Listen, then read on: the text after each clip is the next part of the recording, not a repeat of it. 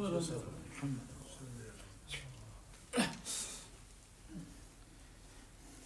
اللہ الرحمن الرحیم۔ جیسا کہ آپ کے علم میں ہے، دوسرے خطبے میں ہم تاریخی واقعات بیان کرتے ہیں، اور جو تاریخ میں واقعات گزرے ہیں تاکہ ان سے عبرت حاصل کی جائے اور درس ان سے حاصل کیا جائے۔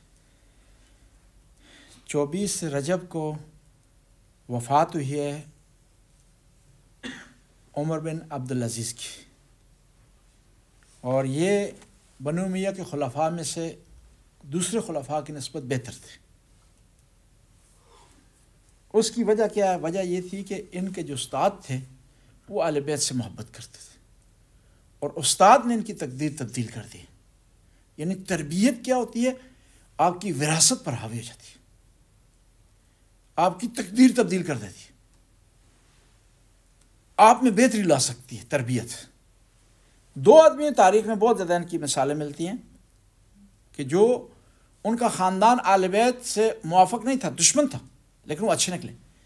ایک چھوٹا معاویہ اور دوسرا عمر بن عبدالعزیز۔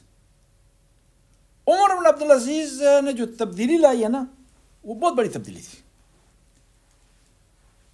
حاکم شام، امیر شام کے زمانے سے لے کر عمر بن عبدالعزیز کے زمانے تک اہل بیت کو برا بلا کہا جاتا تھا، ممبر پر عبادت سمجھ کے، اور ایک ممبر نہیں تھا، ہزاروں ممبر تھے۔ اس نے آ کر پابندی لگائی کہ نہیں، علی علیہ السلام وہ ہستی ہیں کہ وہ مقام ہے ان کا کہ کوئی ان کو برا بلا کہے گا خود اسلام سے خارج ہے۔ کیا ہوا کہ اب آسان نہیں تھا کہ آرڈر جاری کرنا، لوگوں کو عادت ہو گئی، ایک روٹین لوگوں کی بن گئی کہ خطبے میں برا بلا کہتے تھے امام علی علیہ السلام کو۔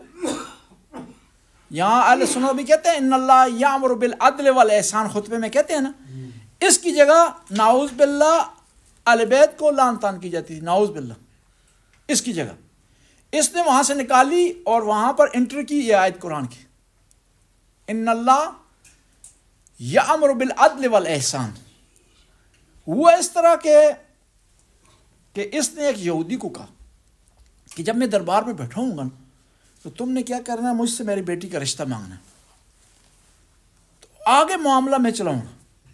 تم نے کیا کرنا ہے؟ ایک فرضیہ پیش کرنا ہے، ایک تم نے ایکٹنگ کرنی ہے، ایک تم نے فرضی سوال کرنا ہے۔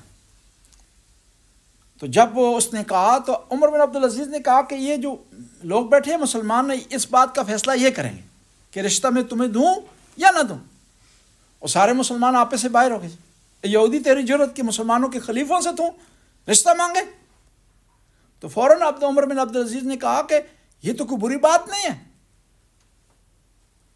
اللہ کے رسول نے جو رشتہ دے دیا تھا علی کو۔ تو سب نے کہا ہاں رشتہ دے دیا تھا۔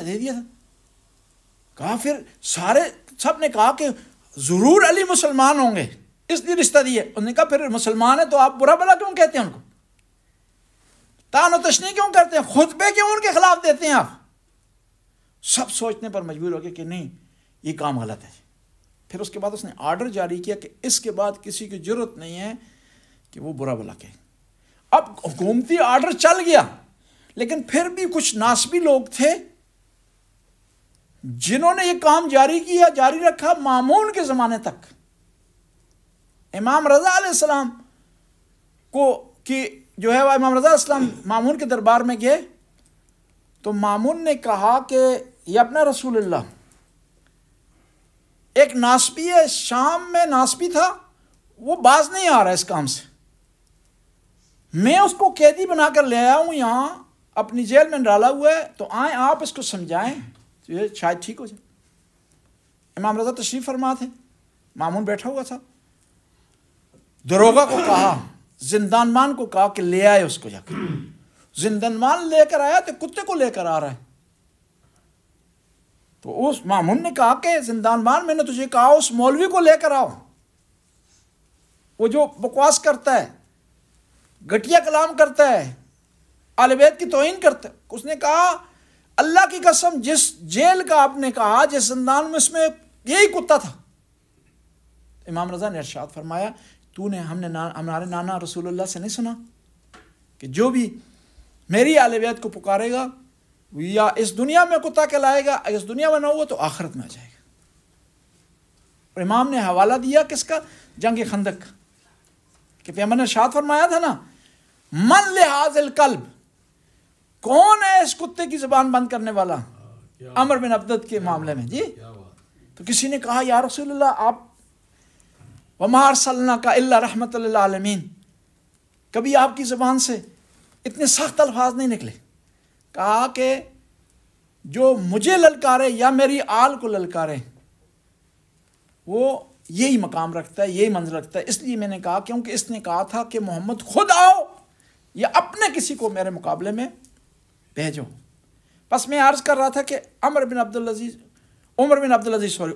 العزیز اس کی وفات ہوئی ہے 101 ہجری کو اور 24 رجب کو۔ اس کی اچھے اقدامات میں سے ایک اچھا قدم تھا، اور بھی اس نے اچھے اقدام کیے ہیں۔ مثلا خلیفہ اول کے زمانے میں پابندی لگ گئی تھی احادیث پر کہ احادیث کو نہیں لکھنا، یہ پابندی برقرار رہی ہے عمر بن عبدالعزیز کے زمانے تک۔ اس نے آ کر پابندی اٹھائی ہے احادیث سے کہ احادیث لکھنی چاہیے، اور اس لیے شیعہ کو فخر حاصل ہے کہ پہلی حدیث کی کتاب شیعہ نے لکھی۔ گورنمنٹ کی طرف سے پابندی تھی لیکن اندرون خانے شیعہ لکھتے رہے ہیں۔ اس لیے اب جو بھی حدیث کی، تاریخ کی، تفسیر کی پرانی کتاب آپ دیکھتے ہیں وہ شیعہ کی۔ اس وقت تفسیر میں 2 تفسیریں ہیں پرانی، تفسیر مقاتل ابن سلیمان ہے، وہ امام زین العابدین کے صحابی ہیں، اور صاحب قلبی ہے جو امام باقر اور امام جعفر صادق علیہ السلام کے صحابی ہیں، اور کتاب سلیم نے کیس ہے سب سے پرانی تفسیر کی کتاب اور تاریخ کی کتاب یہ شیعوں کے پاس ہے۔ حالانکہ شیعوں پر پابندی تھی، سختی تھی، کتابوں کو جلا دیا جاتا تھا، اہل بیت کے نام سے کوئی روایت نقل نہیں ہوتی تھی، اور ان کے نام سے کوئی حدیث بیان نہیں ہوتی تھی۔ اس کے باوجود بھی شیعہ نے ترقی کی ہے اور احادیث ہم تک پہنچائی ہیں۔ اس لیے خود اہل سنت کی کتابیں نا، ان میں اکثر راوی شیعہ، اکثر راوی جو معتبر سمجھے جاتے ہیں۔ وہ ایک آدمی نے بڑا اچھا سوال کیا کہ جو لوگ کہتے ہیں نا کہ شیعہ مسلمان نہیں ہیں، انہوں نے کہا اس کا مطلب ہے کہ جو 150-200 راوی ہیں جس کے بخاری کے، وہ راوی مسلمان نہیں تھے، پھر تم نے حدیث کیوں لی اس سے؟ یہ پھر تم نے قرآن ان سے کیوں لیا؟ پھر تفسیر تم نے ان سے کیوں لی ہے؟ فقہ تم نے ان سے کیوں لی ہے؟ اور اتنی سختی تھی شیعوں پر کہ حتیٰ خود اہل سنت جب اہل بیت کی تعریف کرتے تھے تو لوگ الزام ان پر لگاتے تھے کہ یہ شیعہ ہو گئے جی، بقول ان کے الزام، ہماری طرف سے الزام تو نہیں ہے تو ویلکم ہے جی۔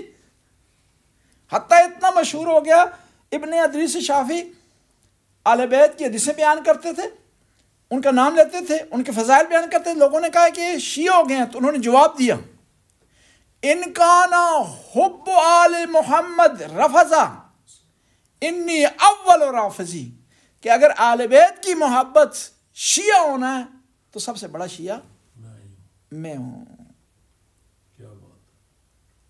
لیکن یہ معجزہ ہے آل بیت کا، اتنی سختیوں کے باوجود بھی آج شیعہ مذہب قائم و دائم ہے اور اپنے میدان میں کھڑا ہے، سختیوں کے باوجود بھی آگے بڑھ رہا ہے۔ یہ تصور وہاں ہو سکتا ہے نا کہ جہاں ایک گاؤں میں ایک گھر ہے شیعہ کا، وہ کس طرح رہ رہا ہے، لیکن رہ رہا ہے جی۔ جہاں اسکول کی کلاس میں 5 شیعہ لڑکے ہیں پاکستان میں، وہ رہ رہے ہیں، ڈسکس کر رہے ہیں، سختیاں برداشت کر رہے ہیں، تان و تشنیع ان پر، لیکن چل رہے ہیں، قائم و دائم ہیں، اور مذہب حقہ پر قائم و دائم ہے، اور مذہب حقہ ان کو ترقی دے رہا ہے اور وہ مذہب حقہ کو قائم و دائم رکھے ہوئے ہیں۔ بسم اللہ الرحمن الرحیم، الحمدللہ رب العالمین، الصلاۃ والسلام علی نبی الرحمہ سید المرسلین وعلی علی ابن ابی طالب سید الوسین وفاطمۃ الزہرا سیدۃ النساء العالمین وعلی الحسن والحسین سبتہ نبی الرحمہ وسید شباب اہل الجنہ وعلی ائمۃ المسلمین علی